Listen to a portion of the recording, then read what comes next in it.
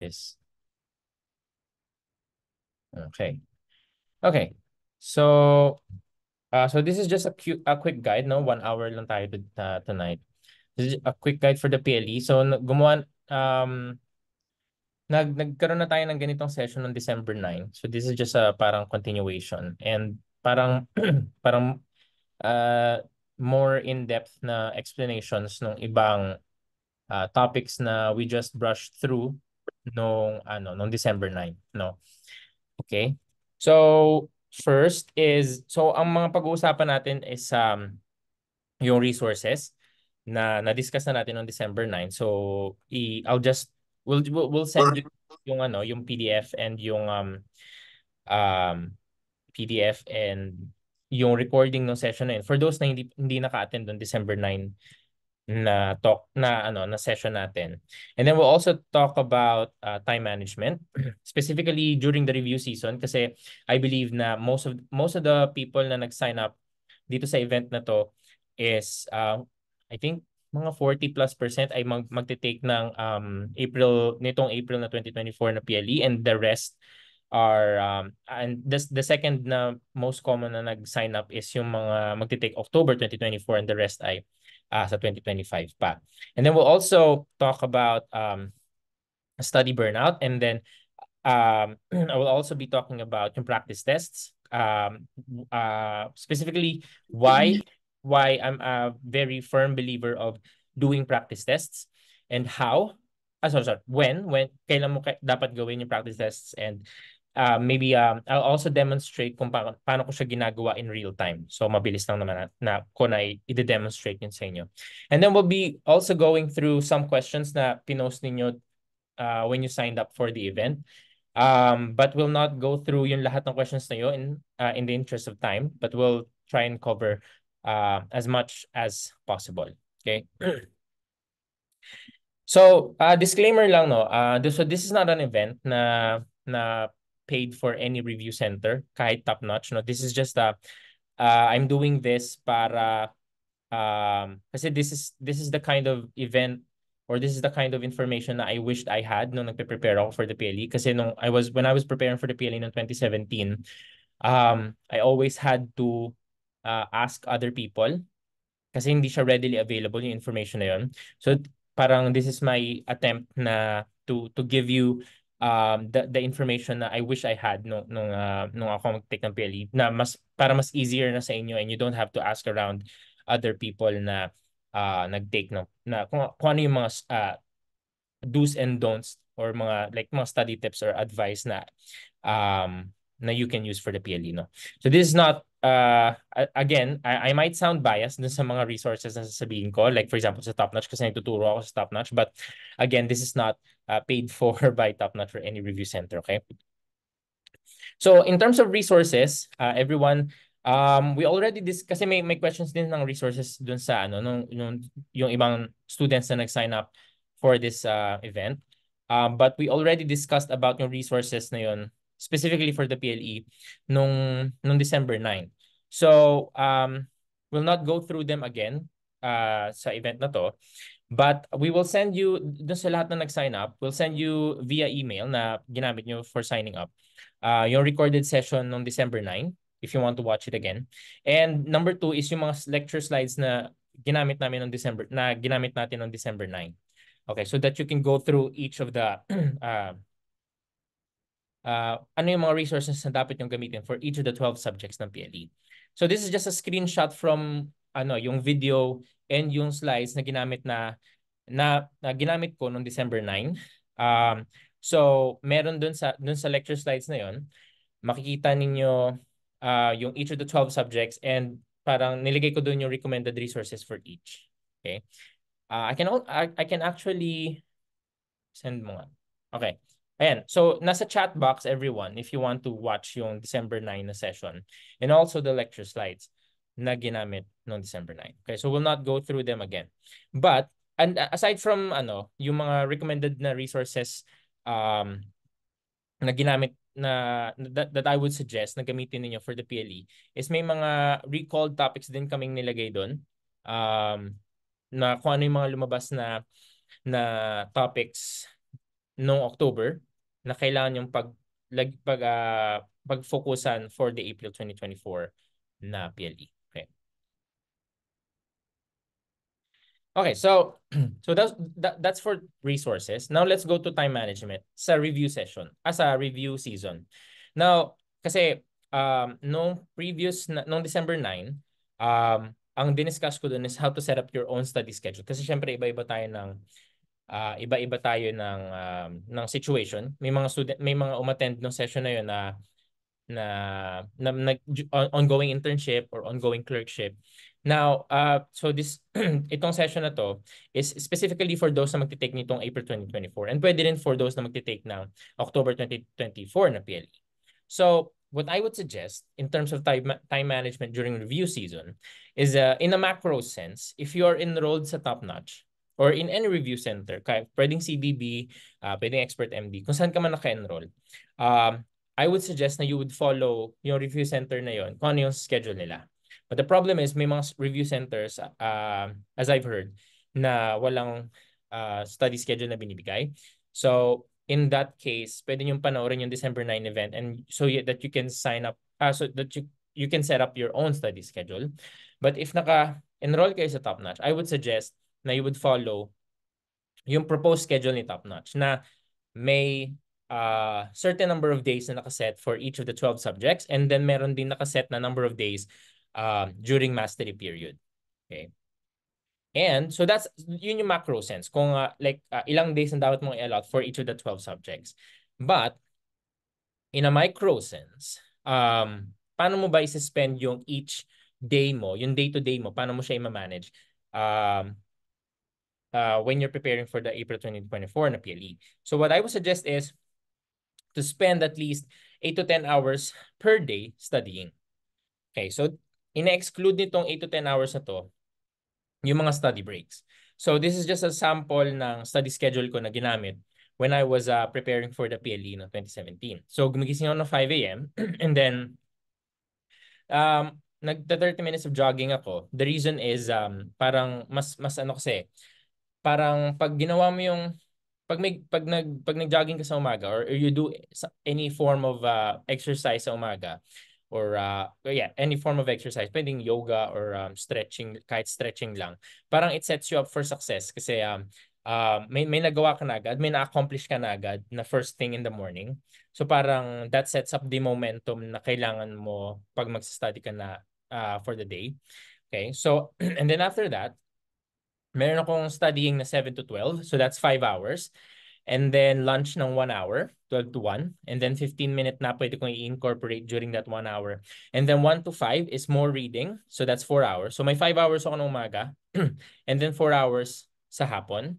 Okay. And then 1 hour na dinner, 5 to 6. And then 6 to 9 is practice tests. So 5, 4, that's 9 plus 3 hours. So that's 12 hours.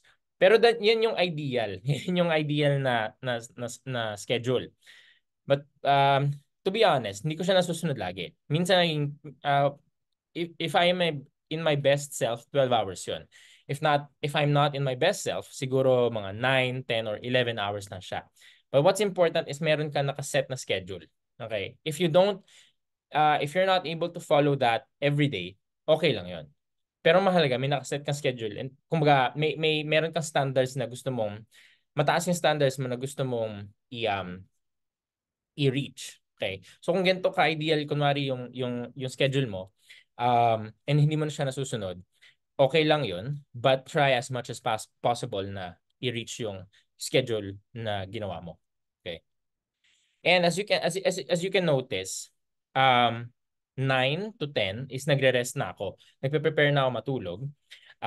Kasi syempre pag sinabi mo na matutulog ka ng 10, pag higa mo ng 10, hindi ka naman agad makakatulog eh. So minsan it takes you 30 minutes or maybe 1 hour para makatulog ng talagang tulog.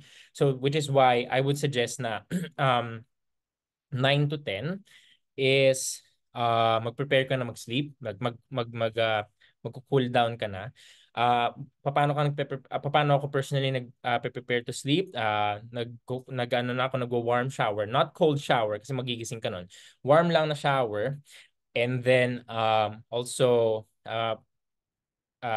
doing reflection, like ano yung or setting up my schedule for tomorrow. Ano yung aralin ko for tomorrow.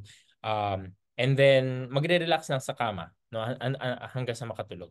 And as you can notice, kung makatulog ako ng 10, magising ako ng 5 or maybe 5:30. So that's 7 to 7.5 hours of sleep. Okay. And I would suggest na mag-sleep kayo, na you establish yung sleep na 7 to 7.5 hours per night. Okay. Sleep is a very underrated na study hack, if you want to call it hack. Kasi um, during sleep is na consolidate yung information na inaral mo for the whole day. But I understand na may mga students na parang hesitant na mag-sleep ng 7 hours, lalo na kung may mga backlogs sila na hindi pa nababasa. I understand that, nanggaling ako doon. But isipin nyo yung downsides kung kayo ay magpuyat ng another 1 to 2 hours para lang makover yung backlogs nyo. So for example, imbes na mag-sleep kayo ng 7 hours, is gusto nyo mag-sleep ng 5 hours na lang kasi you want to spend another 2 hours para maghabol ng backlogs. Okay, kunwari yun yung na-decide mo. Imagine mo, ang upside nun. So, the way na you should think about it is, ano yung upside? Pag nag-spend ako ng another 2 hours mag-aral, and yung 7 hours ko is maging 5 hours of sleep. The upside is, mas marami ka mako-cover na pages. Mababawasan yung backlogs mo. That's the only upside nun. The downside is mas malaki, however. The first downside is, next day, kasi nga 5 hours lang yung sleep mo, the next day is mas sabaw ka, kahit ayaw mo mag-daydream, nagde-daydream ka kasi lumulutang yung isip mo dahil nga antok ka. And the second downside to that is lahat ng inaral mo for the day, may mas malaking chance na hindi mo sila matandaan. Kasi sleep, ang ginagawa ng sleep is kinoconsolidate niya information from short-term memory papuntang long-term memory. So kung di ka mag-sleep ng at least 7 hours, is lahat ng inaral mo for the day, hindi pupunta sa long-term memory. So parang nasayang yung buong araw mo. And paano kung lahat ng inaral mo for the day is hindi mo na nabalikan dahil hindi mo na sila nabalikan for mastery period dahil wala ka nang oras. So baka yung time yung lahat ng inaral mo for the day, baka that's the only time na maaaral mo siya for PLE. And the worst thing is hindi mo siya natandaan kasi nga hindi ka natulog na maayos. So kumbaga kung titingnan mo, ang upside niya is mababawasan ka ng backlogs, pero ang downside niya is mas malaki, no? So which is why I would suggest na to give up yung paghabol ng backlogs at the cost of na hindi ka makaka-focus the next day and hindi mo matatandaan lahat ng inaral mo for the day. Okay? Wag mong bayaran, the cost is not worth it. So, which is why I would suggest na laging maging at least 7 hours of sleep ka. So, saan ba galing yung 7 hours of sleep na yon? Maraming studies na nagsasabi na 7 hours is the ideal time of sleep. At least 80 to 90% of the world's population is at least 7 hours yung optimal number of sleep, 7 to 8. There's only, I think, maybe 5 to 10% of people na kaya mag-survive on 6 hours of sleep. They are the exceptions rather than the rule. Ako is hindi exception. Ako ay average na tao. So, I sleep at least 7 hours. Kasi kung 6 hours ako, wala akong ma-accomplish the next day. Okay? So, that's what I would suggest. Okay? So, paano ka, di ba sabi ko, di ba nasabi ko 7 to 12 hours yung, sorry, not hours. Punta na tayo dito sa pag nag-aaral na ako ng 7 a.m. to 12 noon. Okay, during the day. So dun sa 5 hours ko sa morning, 7 a.m. to 12 noon ng pag-aaral, paano ba ako nag-aaral during that 5 hours sa umaga? Nagfo-follow ba ako ng Pomodoro technique na 25-5, 25-5? Or nagfo-follow ba ako ng straight na studying? Actually, nung nag-PLE ako, nagpo-Pomodoro ako, 25 minutes of focus, 5 minutes break, 25 minutes of focus, 5 minutes break, 25-5, 25-5. Ang problema nun, actually, nag-work siya sa akin. Pero as I found out, is hindi siya ganun ka-effective pala. This is something na I wish I knew nung nag-aaral ako, nung PLE. Na hindi siya effective kasi most of the time, pag nag-25-5 ka, is by the time na matatapos na yung 25 minutes of focus mo, is nagpipick up na yung momentum mo. pero kailangan mo strictly mag-break ng 5 minutes. So naputol yung momentum mo doon. Um, Most of the time yung nafe-feel ko, pag on the 25th minute, is parang mas feel ko pa mag-aral, pero kailangan ko mag-break ng 5 minutes. So napuputol siya. Which is why nag-try ako na dire-diretsong study. Like 5 hours na walang breaks. Pero eventually, mabilis ako mapagod. And on the fourth and fifth hour ng dire-diretso, no breaks, is bumabagal yung pagbabasa ko. So, and luckily, well, fortunately is na nakita ko tong tweet na to sa Twitter ni Andrew Huberman. Andrew Huberman, if you want to follow him sa Twitter, no. Si Andrew Huberman is professor siya ng neurobiology and ophthalmology sa Stanford. And what he suggests, based on research daw, is 90 minutes is the longest period that we can expect to maintain intense focus and effort towards learning. So, which is why nung nagsa-study sessions ako with other students nung mga magte-take nung October 2024 is I tried yung 90 minutes of focus and then 5 to 10 minutes of break and then 90 minutes focus and then 10 minutes of break and then another 90 minutes of focus. So kung makatatlo kang 90 minutes na focus and with 10 minutes break in between, so 90 minutes times 3 sa morning, that is 4.5 hours of focus. Okay? Imagine mo, kumbaga pag sinabi ko sa'yo na mag-aral ka ng 4.5 hours or 5 hours sa morning, it's very overwhelming pakinggan. Pero if I tell you na mag 90 minutes ka lang and then 10-minute break, 90 minutes, 10-minute break, and then 90 minutes and then long break, it's much more, mas ano siya, kumbaga mas madali siyang isipin. Kasi anyone can focus for 90 minutes. Pero parang mahirap isipin na 5 hours of straight focus, parang mahirap siya. So this is what I would suggest, no, based on research, effective daw siya. And I would also suggest, and I actually found it more, parang mas natotolerate ko yung 90 minutes of focus and then 10 minutes of break. Pwede rin 5 minutes is if naghahabol ka ng backlogs. And then pag sinabing long break, pwede ka mag 30 minutes or an hour. Depende sa kung gaano katagal nagla-lunch na. Depende yun sa'yo. And then we'll talk about kung anong pwede nyo gawin during the breaks as we go along sa slides. But this is what I would suggest, no? 90 minutes of focus. And then break.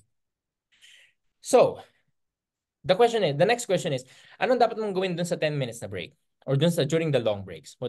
So, may book ni Chris Bailey, no? This is a book na nabasa ko lang last year. Again, this is one of the things na I wished I had known na nag-aaral ako for the PLE and internal medicine ko na diplomate exam. So the way na magte-take ka ng breaks, as you can see here, nakasabi dito, research has shown that ang breaks mo should have 3 characteristics. The first is low effort and habitual. Number 2 is something that you actually want to do. And the third one is something that isn't a chore. Kasi ang problema, most of us, including myself, this is how I took my breaks nung PLE and nung diplomate exam ko ng IM. The way na I took breaks was, nagsiscroll ako sa social media, check ako Facebook, nood ako na YouTube, minsan nanonood ako ng series. Ang problema na-experience ko is after ko mag-take ng breaks, pagbalik ko sa study session ko, parang hindi ako nagpahinga, parang pagod pa rin ako, parang hindi naman ako nag-break. So yun yung napansin ko. And actually, hindi siya new to me or to anyone. This is something na na-experience ng lahat ng tao. As you can see, itong highlighted na passage na to from the book Hyperfocus is pag nagbe-breaks daw tayo, people tend to check social media and the news and distracting ourselves in other ways without stepping back to actually let our minds rest. And what happens is, ang attention kasi natin at focus in a day is finite. Meaning, nauubos siya. And if you don't give yourself the chance na mag-recharge during your study breaks, pagbalik mo sa study session mo is pagod ka pa rin. So parang hindi din papasok kumbaga parang mafe-feel mo na kumbaga magsa-stack up yung pagod eh. Pag hindi ka nagbigay ng chance to yourself na mag-recharge. So ang suggestion ng book is to may mga suggestions siya, itong third na screenshot sa baba, kung ano yung mga suggested niya na activities na pwede mong gawin during your study breaks. Okay? You can go on a walk, even for 10 minutes or 5 minutes. And then you can also meditate, listen to music, no? Talk with friends or coworkers. Ako personally, ang ginagawa ko during my study breaks is um nag may hindi ako nag-scroll, well, minsan nag-scroll pa rin ako sa YouTube, pero most of the time is gumagawa ako ng mga parang habitual na and low effort na mga activities, like for example, doon sa 10 minutes ko pwede ako maligo or gumawa ng coffee nang walang music, no? Or mag-brush ng teeth, no? Yung mga ganun, or maghilamos. Um or play with my dogs, mga ganun, mga stuff, na mga activities na hindi mo kailangan ng attention. Hindi mo kasi pag nag-scroll ka sa social media, nanonood ka ng YouTube or nanonood ka ng Netflix, kailangan mo ng attention doon eh. So nagagamit, na use up din siya. Samantalang pag natututbrush ka, wala ka namang ginagawa, no? So it's very low effort. So those are the things that you can do during the breaks. Now, I would highly suggest na wag kayong mag-scroll sa social media during breaks, no? And another thing na ginagawa ko, aside from na-mention ko during breaks, is I would do 10 to 15 minute na naps. Okay? So this is a passage from the book Make Time. Na actually pag nagnanap ka, it makes you smarter, okay? And improves your alertness and cognitive performance in the afternoon. Actually, na-experience ko to like firsthand, like every time. Siguro 90 to 95% of the time after ko mag-nap is mas parang bumibilis ulit yung pagbabasa ko. Parang mas ganado ulit ako mag-aral. Um, uh, Actually, rather than pag nagano ako, like pag nanood ako ng YouTube during my 10-minute break, parang mas pagod ako noon. Pero pag nag-nap ako is parang nare-restore yung aking energy. So, ang common question sa akin is, di ba sabi ko is 10 to 15 minutes of nap? Ang common question sa akin is, paano kung hindi ako makatulog during the 10 to 15 minutes na nap? That's a good question. But, dito sa second na screenshot, nakasulat, you don't even have to fall asleep. Just lying down and resting for 10 to 20 minutes can be a great way to recharge. Actually, hindi rin naman ako nakakatulog during that 10 to 15 minutes na break, na nap. Most of the time, hindi. Okay? Siguro half of the time ako nakatulog. Pero the other half is nakahiga lang ako. And even if nakahiga lang ako, nare-recharge pa rin yung attention and focus ko. Okay? And so this is yung lagi kong sinasabi, there's a phenomenon called sleep debt, which means nagkakaroon ka ng utang sa tulog pag nagpupuyat ka. Yun nga yung na-mention ko kanina na at least 7 hours of sleep dapat yung at night yung ginagawa ninyo.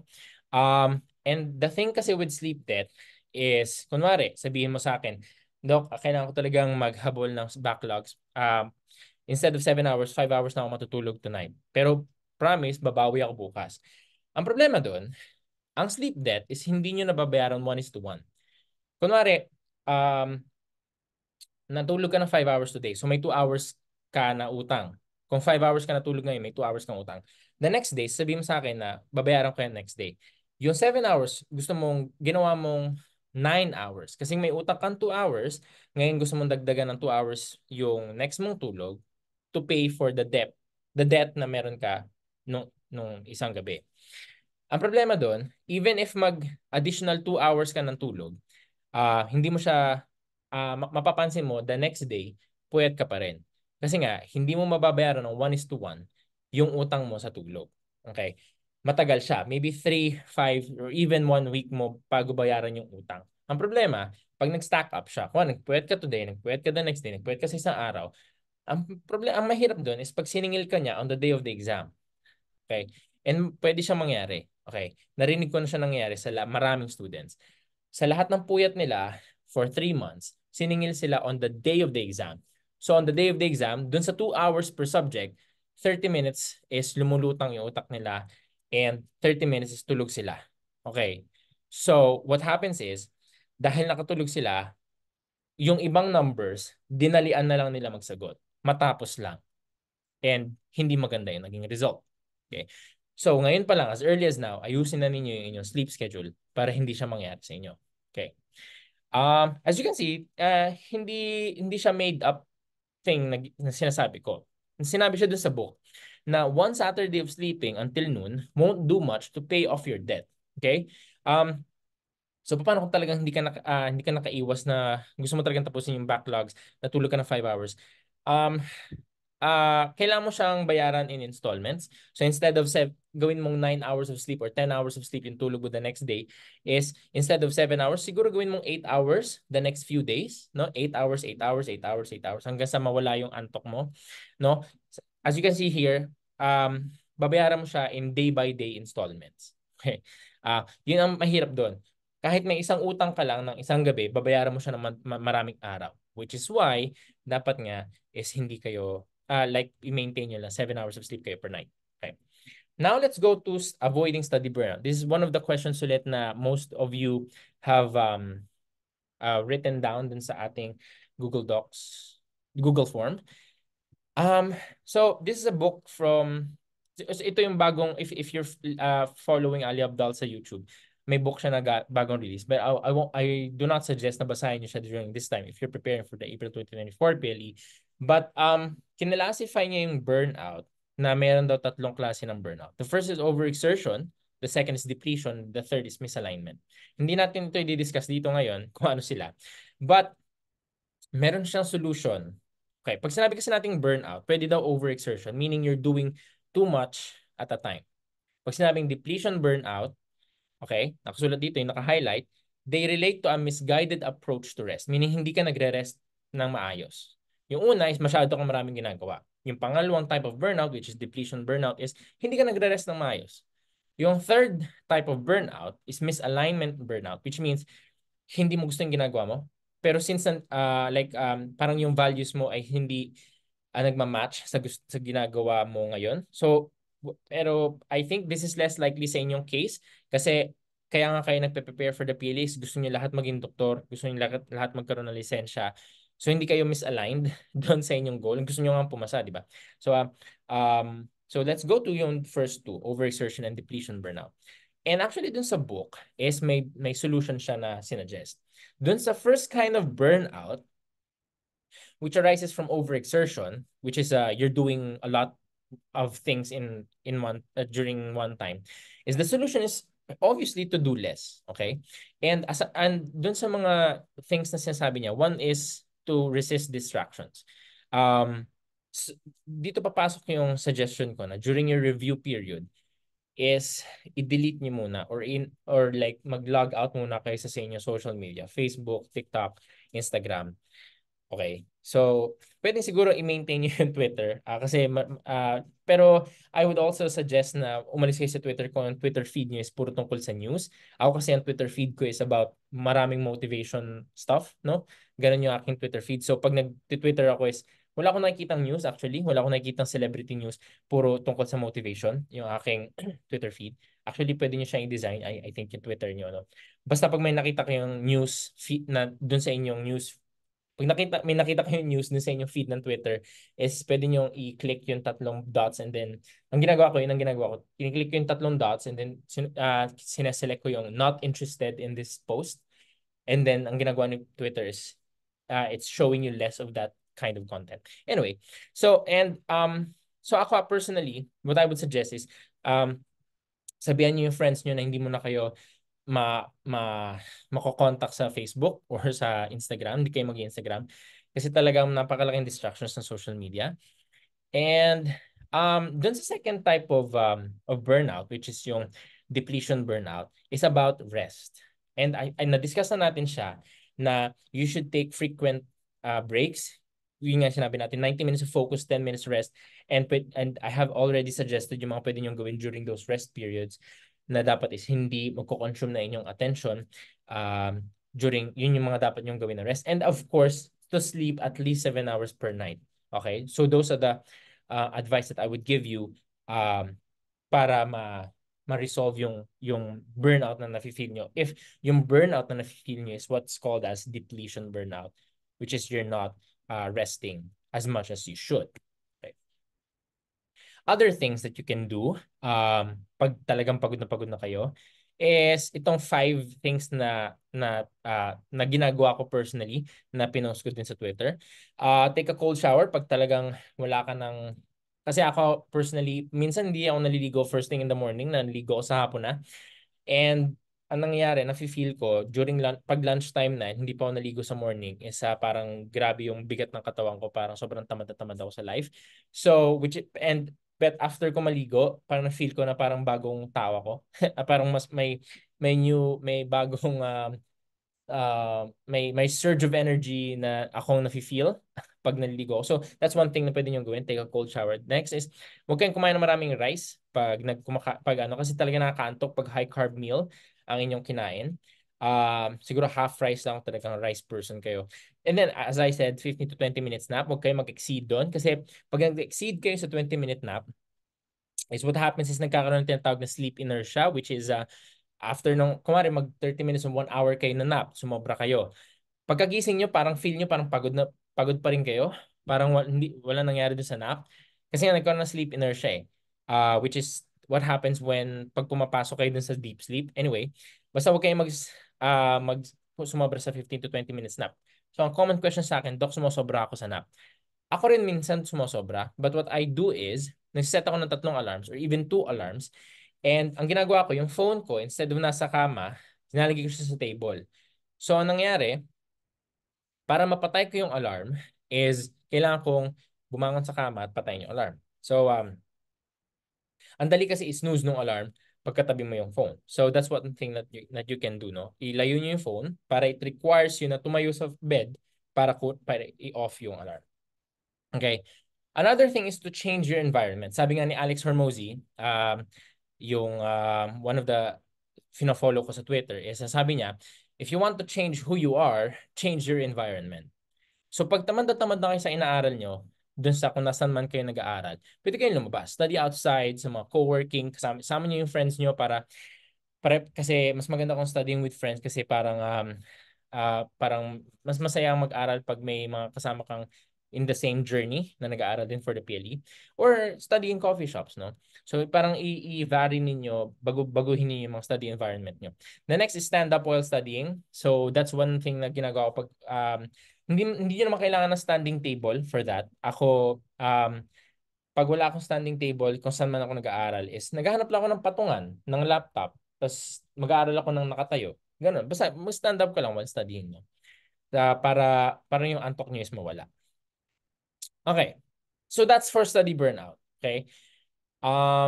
So so far we talked about time management, yung resources, time management, and then we also talked about yung study burnout. Okay. Some things that you can do for study burnout. Now let's go to practice tests. So bakit ba ako malaking believer ng practice tests? Kasi this is what got me sa kung bakit ako naka-rank 3 sa PLE noong 2017, paano ako naka-rank 1 sa diplomate exam ng internal medicine.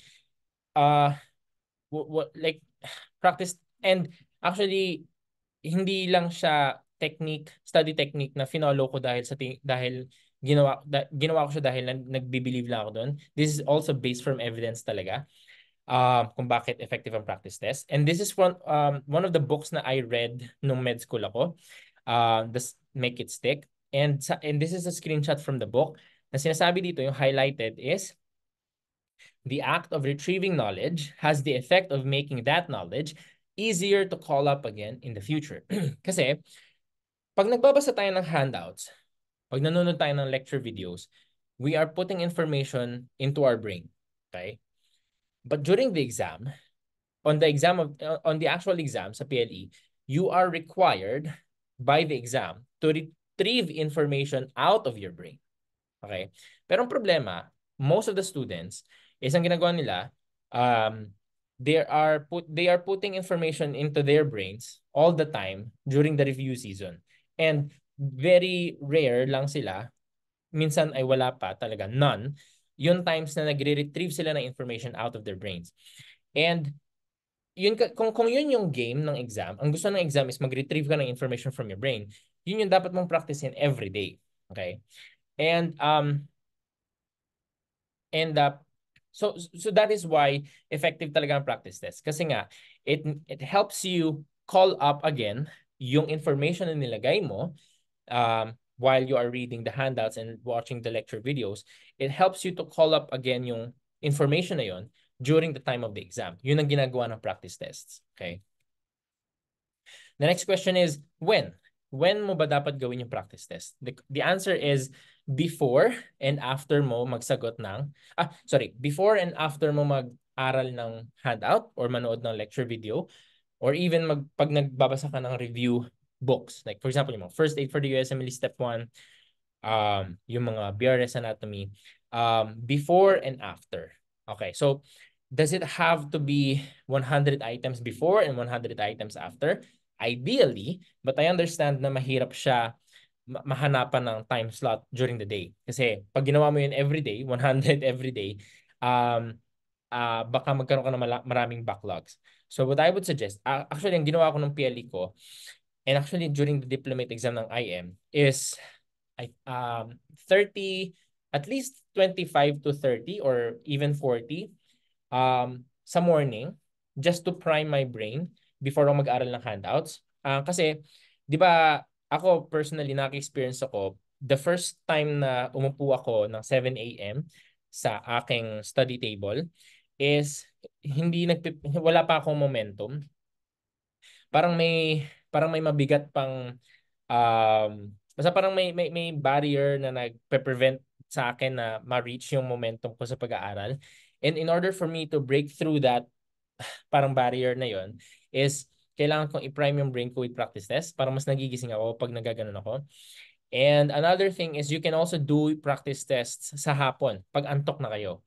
Kasi pag nagbabasa ka ng matagal during the morning, parang nabobore ka na sa binabasa mo. So ang ginagawa, nagpa-practice test ako para magising ako, para iba naman, no? So you can do that, no? Isa sa morning, isang session sa hapon. 25 to 40 practice tests a day, sa morning, and then sa hapon din. And what I would suggest is gawin niyo siya daily. Okay. Some students would tell me, Dok, hindi ako nagpa-practice test daily kasi first is, bakit ako magpa-practice test before? Wala pa naman akong alam. Guys, I don't believe na wala pa kayong alam. Kasi kaya nga kayo nakasurvive ng 3 years of med school, 1 year of clerkship, and 1 year of internship. Marami lang kayong alam. 5 years na yung knowledge nyo. Kailangan, limot nyo lang yung alam na ninyo. And so hindi siya zero. Which is why hindi ako naniniwala na wala kayong alam. So dapat kayo mag-practice test before kayo mag-lecture handouts and before kayo mag-lecture videos and after. Okay, and you have to do it daily, every day. Kasi ang problema, pag inipon nyo lahat ng practice test sa huli during the mastery period, which is when 1 to 2 weeks na lang before the PLE, pag inipon nyo siya during the mastery period, most likely ang mangyayari niyan is pag nag-practice test kayo during that time, is wala na kayong time. Kumbaga, number 1, magpapanik kayo kasi ang dami nyo pa palang di alam. Number 2 is mawawalan na kayo ng oras hanap na i-fill in yung knowledge gaps nyo. Kasi ang ginagawa ng practice test, hine-help kayo na malaman kung ano pa yung talagang hindi nyo alam. Kasi ako, personally, kunwari, natapos ko na yung physio, tapos nag-practice test ka 5 days after ng physio mo. Pagkatapos, ang madalas na nangyayari, pag nag-practice test ka ng physio, kahit tapos ka na sa physio, ang baba pa rin ang score mo sa physio. That is normal. Na-experience ko rin siya. But what I would suggest is wag niyong tingnan yung scores ninyo sa practice test as something na makaka-hurt ng ego ninyo. That I understand na maraming students na parang hesitant mag-practice test kasi parang nakaka-hurt siya ng ego kasi ang baba ng scores kahit natapos na yung physio handout. Okay lang yun. Okay? You have to make that mental shift. Kumbaga, you have to reframe, yung tinatawag ng psychologists na cognitive reframing. You have to reframe yung inyong mababang score sa physio na practice test. You have to reframe that in such a way na huwag niyo isipin na ang baba ko sa physio, bobo siguro ako, wala talaga akong alam, babagsak ako sa PLE. Instead of thinking that way, na naiisip ko rin, guys, hindi ako foreign sa ganong thoughts, no? Naiisip ko siya every day pag nagpa-practice test ako. So instead of thinking about that, ang ginagawa ko, inisip ko, okay, 40 lang yung score ko out of 100 sa practice test na to, ang baba nito, baka hindi ako pumasa. But yung flip side nun is yung cognitive reframing nun is meron pa akong 60 na may 40 na akong alam. Pero may 60 pa ako na hindi ko pa alam. Inaalamin ko siya ngayon. Kasi mas maganda na naalam ko siya ngayon kaysa hindi ko siya alam on the day of the exam. Mamimili ka lang eh. Anong mas gusto mo? Na hindi mo alam ngayon or hindi mo siya alam on the day of the exam? Okay? Any day of the week, pipiliin ko yung hindi ko siya alam ngayon. Kasi para on the day of the exam, hindi ko alam ko na siya and mas mataas yung chance kung pumasa sa exam. Okay. So, gawin niyo siya every day. And huwag niyo siyang hintayin na during mastery niyo siya gagawin para hindi kayo mawala ng oras sa pag-fill in ng knowledge gaps ninyo pag nag-practice test na kayo. Okay. So, paano nyo siya gagawin? So, first is, i-determine mo muna yung number of items na nag-aaralin nyo. For example, sa morning, sabi ko nga 25 or 20. Minsan, 20 lang ako sa umaga. Okay? Kasi gusto ko nang mag-aaral agad ng handouts. So, kung 20 sa umaga. And the way is, kailangan siyang i-time. Okay? Ang rough estimate ng dapat nyong masagutan ng isang number sa PLE is around 1 minute. I think that's 54 seconds to 60 seconds per number. Dapat maka-decide na kayo kung anong sagot dun sa question na yun. So, just to round it up, yung one question should be 1 minute. So, kung 10 items na yung sasagutan mo for morning, kung 20 questions yung gusto mo sagutan sa morning, 20 minutes mo siya dapat masagutan. After masagutan, yung 20 items na yun, you read the explanation and set a time limit sa pagbabasa ng explanation. Hindi pwedeng spend ng 15 minutes or 20 minutes sa isang number, maubusan ka talaga ng oras. Okay? Set a time limit. Kung sabi mo 5 minutes mo lang babasahin yung explanation or 10 minutes lang. Okay? It depends on you. Depende kung one paragraph lang yung explanation ng practice test or isang malaking table. Siyempre, mas matagal yon. And then after mo basahin yung explanation sa practice test, hindi ka masasatisfy sa explanation ng practice test. Babalik ka dun sa study material mo, sa handouts or sa review book like BRS, and then babasahin mo yung buong topic tungkol dun sa kung ano yung question dun sa practice test. Okay, we will demonstrate this mamaya.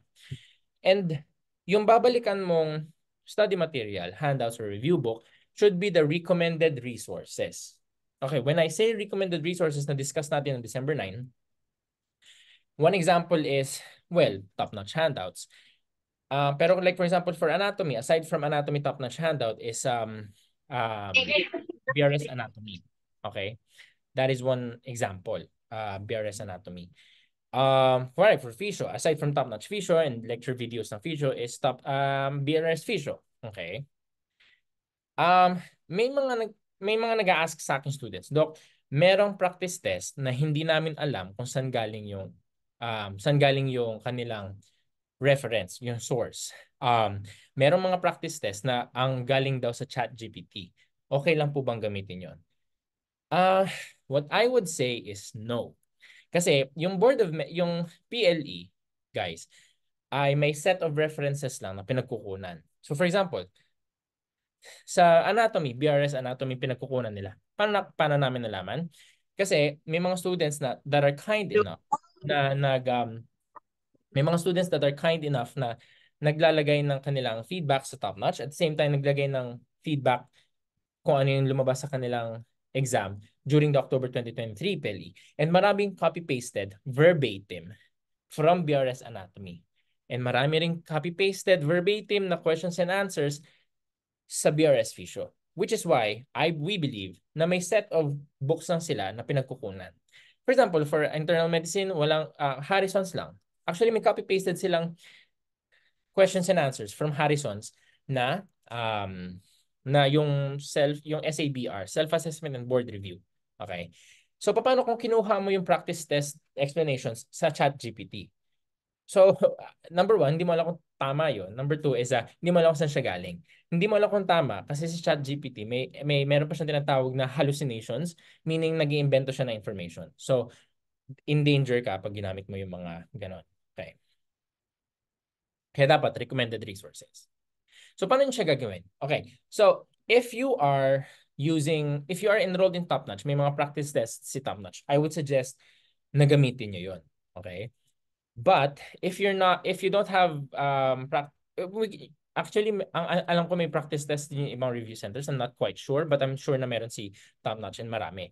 So let's demonstrate kung paano ko gagawin itong tatlong bullets na sinabi natin. So, kung ako yun, okay, let me just uh wait lang. Hmm. Let me just share with you itong okay, sige. New share. Wait lang Okay, so I hope nakikita nyo to. Okay. And so this is wait lang. So as you can see, kasi wala akong practice test ng top notch. Sorry. Wala akong hawak ng practice test ng top notch. So this is yung MedQ Bank. So MedQ Bank, for everyone na hindi pa aware sa kung ano yung MedQ Bank. So MedQ Bank is parang a question bank siya that closely reflects kung ano yung mga evolving trends ng PLE. Kasi yung PLE, as you know, is pabago-bago siya ng trends. Like for example, last year is maraming questions about SLE, rheumatoid arthritis, even psoriatic arthritis. Pero ngayon nagbabago na. Pag sabi nagbabago is dati hindi sila nakuha dun sa Harrison's SABR pero ngayon nakuha na sila ng copy-pasted verbatim na questions and answers from SABR, yung self-assessment and board review ng uh, ng Harrison's, no. So kumare ako morning magsasagot ako ng 20 questions. Yun yung na-decide ko. So ang gagawin ko, magse-set ako ng 20 minutes para magsagot ng 20 items. So this is the dashboard ng MedQ Bank sa Canvas. So ang gagawin ko, siguro mamimili ako, ang gusto ko ay sorry. So MedQ Bank kasi may March and may October and may April. So kung ang gusto kong ang March is galing sa mga recalls ng students kung ano yung lumabas na exam na question topics noong October 2022. Okay? Ang October 2023 naman is from recalls ng students na nag-take noong March 2023 kung ano yung lumabas sa kanilang exam. Ngayon, itong April 2024, ito yung mga lumabas na questions from October 2023. As you can see, merong 12 subjects for March, may 12 subjects din for October, 100 items each, and meron ding April 2024. Anim pa lang ito na subjects kasi we will be releasing yung clinical sciences subjects in the next few days. So, okay, let's just go to 20 items ng pharma. Kasi yun yung na-decide ko for this afternoon na gawin na practice test. So, okay? So, ang maganda dito ay you can multiple yung attempts mo. Okay? Okay. Wait lang. Pharma. So, kung i-retake ko siya, okay. Kasi nasagutan ko na itong pharma. So, kung ito ay sasagutan ko ulit, ang gagawin ko ay so makikita ninyo no, may 1 minute na attempt dito. Okay? Okay. So this is the student view. Ito yung nakikita ninyo. Okay. So Quarry Pharma ulit, sorry. So ito yung makikita nyo sa pharma. Okay? Na kunwari magte-take ako ng quiz na 20 items. So iti-take ko yung quiz, 100 items ito. And as you can see dito sa my right hand, merong minutes, may time, kung ilan yung nag-elapse. Okay? So kung gusto kong magsagot ng 5 lang. Okay, 5 lang. So ito, magsasagot ako ng number 1. I think ito ang sagot. And then ito, and then I think it is carvedilol, combined alpha and beta. Longest acting beta blocker, I think this is nadolol kasi ESMO is yung shortest. Valdecoxib is cardiovascular toxicity. So kumare, 5 lang yung gusto kong sagutan for this afternoon. So ang gagawin ko, dito sa 5 questions na to, magsa-scroll down ako. And then isasubmit ko na siya. As I said, unlimited yung attempts ninyo sa Canvas, sa MedQBank. Pag sinubmit ko na siya, okay, so ito yung mangyayari. Makikita nyo kung how many minutes nyo siyang tinake. And Aside from that, yung may explanations siya. Okay? For example, for number one, is ang correct answer is, well, tama ako daw. And then, so babasahin ko yung explanations. So after ko magsagot so kung 5 questions nagutan ko, dapat masagutan ko siya in 5 minutes or less. And then isasubmit ko siya, and then ito na yung answer. So babasahin ko yung explanations. So ito yung explanation niya. Pero hindi ako masasatisfy dyan. Titingnan ko yung reference niya. Okay?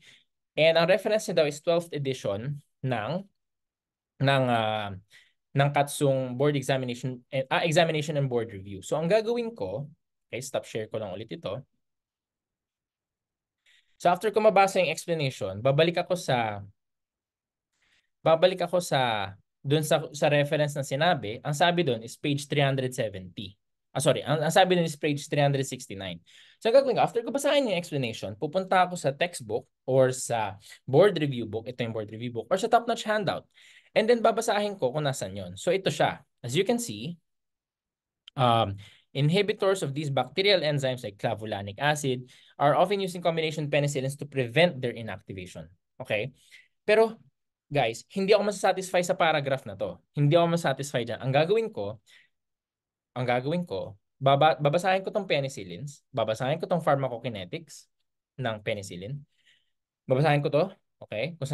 Kung saan kinuha yung question based dun sa reference na nakita niyong pinost dun na nakasulat dun sa MedQBank. Babasahin ko yung clinical uses ng penicillin, and then babasahin ko rin yung toxicities. Okay? Toxicities. And then magsa-stop na ako dun. Hindi na ako magbabasa ng cephalosporins. Okay, bakit ganun yung approach ko? Kasi ganito, ang PLE, as I said, paulit-ulit lang yung mga topics na lumalabas.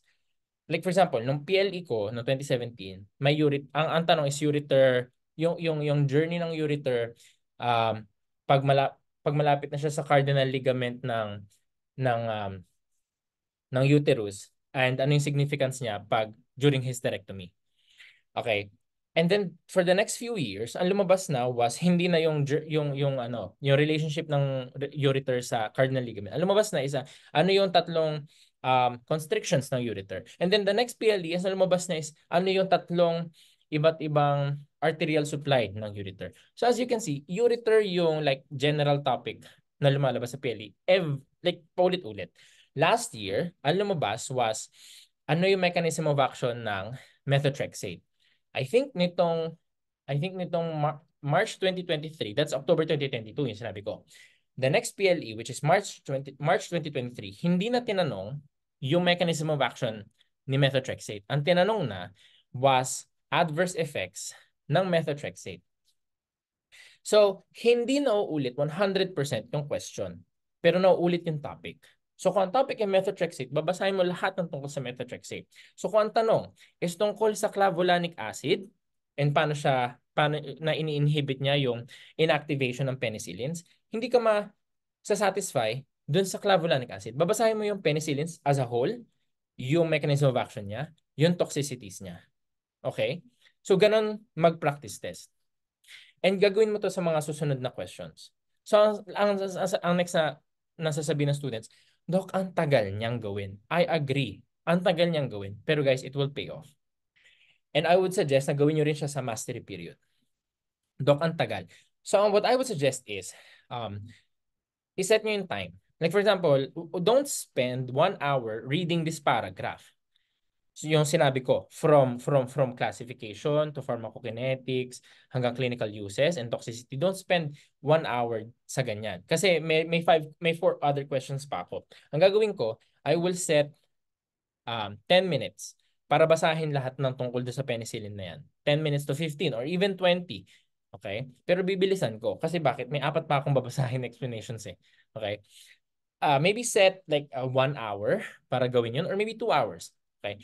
But you have to set a time limit para hindi siya kumain sa oras ninyo na dapat ginagamit sa pagbabasa ng handouts at panonood ng lecture videos. Okay? But never skip doing practice tests every day. Okay. Balik tayo sa next few slides. Okay. So now tapos na tayo. So far na-discuss na natin yung about sa practices, paano ko siya ginagawa, and what I would suggest na gawin ninyo. Here are some of the questions na nandun sa, okay, dun sa ating Excel, sa Google Forms. And as I said, hindi natin madadaanan lahat, no? So these are just some of the selected questions na meron na select namin. Number one is, kasi maraming nagtanong, Doc, ano yung approach na dapat for a retaker? Okay, may tatlo akong advice for those na magre-retake ng PLE, right? The first one is, ang pwede ninyong gawin is i-rank ninyo kung sa ano yung weakest ninyo na subject or in terms of rating dun sa previous take ninyo ng PLE. Kasi 'di ba may report 'yan na binibigay sa inyo kung ano yung mga ratings niyo dun sa for each of the 12 subjects. I-rank niyo siya kung ano yung pinaka lowest niyo. Siya yung number one. And then siya yung una nyong aaralin for dito sa next ninyo na take ng PLE. The second thing na pwede nyong gawin is mag-reflect, to take a step back kung ano yung mga stuff na sa tingin nyo tama na ginawa ninyo and ano yung mga stuff na ginawa nyong mali. In terms of tama in terms of resources na ginamit, like for example, kung top-notch handouts yung ginamit nyo, that's good.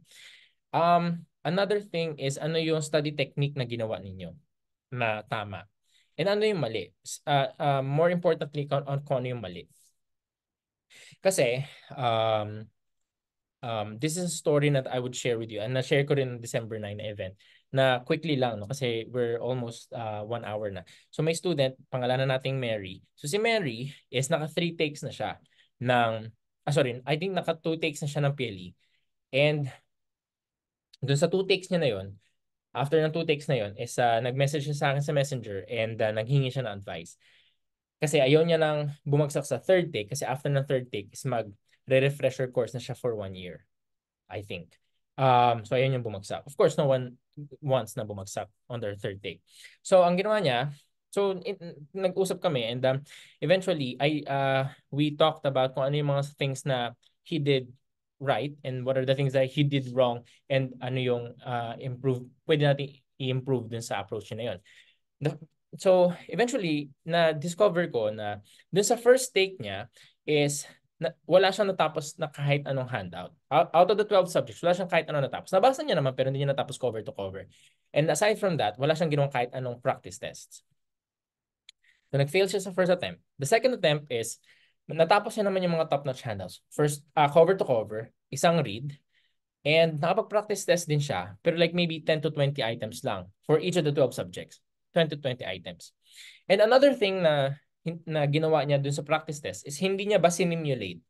Meaning, ang ginawa niya is binasa niya yung question stem, binasa niya yung choices, binasa niya yung answer, binasa niya yung explanation. Next question. So parang ginawa niyang handout yung practice test. So, hindi niya sinimulate na parang i-try i-retrieve talaga, actively retrieve at actively alamin kung ano yung answer dun sa question na yun. Hindi niya ginawa. On her third take, natapos niya na yung buong top-notch handouts, first read. And then on her second read, nag-message ulit siya sa akin, which is yung mastery period. Sabi niya sa akin, Doc, gusto kong basahin ulit yung buong handout para sa akin second read. And ang sinuggest ko sa kanya is hindi niya gawin yun. Sabi ko, mag-practice test ka muna ng 100 items. And then, basahin mo yung handout. Mag-practice test ka ng 100. And then, based sa kung ano yung topic na doon sa practice test is basahin yung explanations. And babalik siya sa top-notch handout and babasahin niya kung ano yung topic na tinanong doon sa practice test, which is yung ginawa natin. So, kung wari, penicillin, babasahin niya yung penicillin sa handout. Lahat ng tungkol sa penicillin. Sabi niya, parang ayaw niyang gawin yun. Hesitant siya. Pero, nevertheless, is ginawa niya pa rin. No, kasi ang gusto niya sana is i-cover to cover yung handout for the second time as second read. Now, ang sabi ko sa kanya, ang mastery period kasi parang 2 to 3 days lang siya for each of the 12 subjects. So sabi ko, Mary, it's unfair sa self mo to ask of yourself na tapusin ang handout in 2 days kung natapos mo siya, kung yung first read mo is natapos mo siya in 5 to 7 days. Diba? Usually ang handout or lecture videos, natatapos nyo siya in like maybe 5 to 7 days. It's unfair to ask yourself na tapusin in 2 days yung something na tinapos mo in 5 to 7 days. Hindi mo siya matatapos.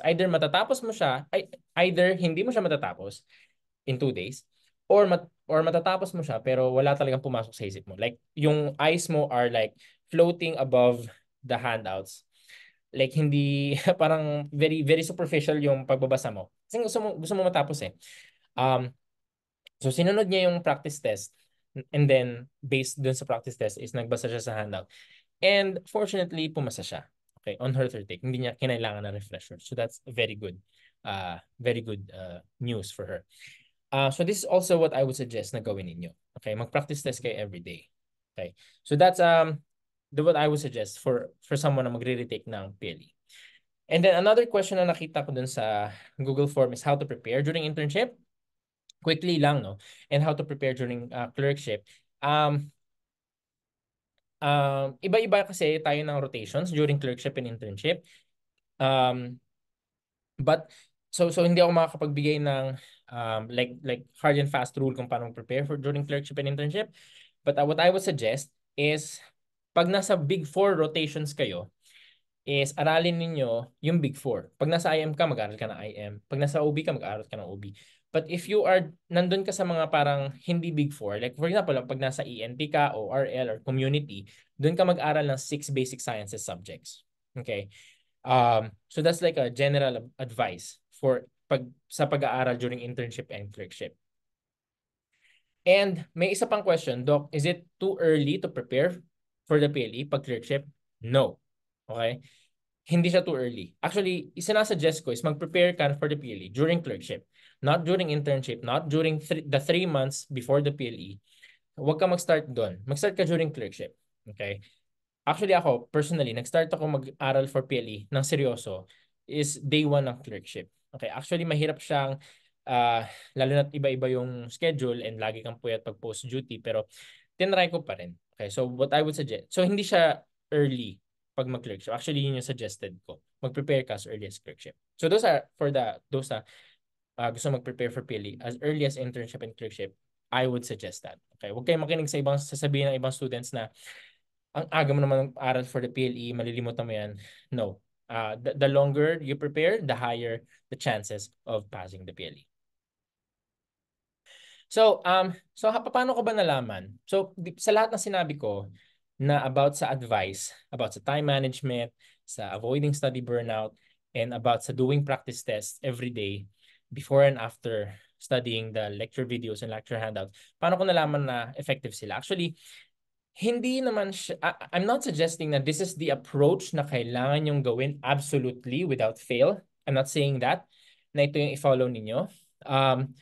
And papasakay sa PLE. But what I'm saying is, it will help you pass the PLE. It will help you improve the odds of passing the PLE.